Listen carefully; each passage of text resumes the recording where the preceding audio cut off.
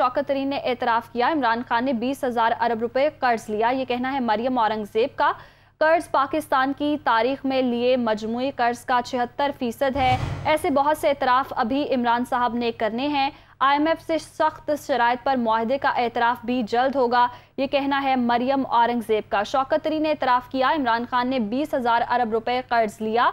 ये कर्ज पाकिस्तान की तारीख में लिए मजमूई कर्ज का 76% है। ये कहना है मरियम औरंगजेब का। मजीद कहा, ऐसे बहुत से एतराफ़ अभी इमरान साहब ने करने हैं।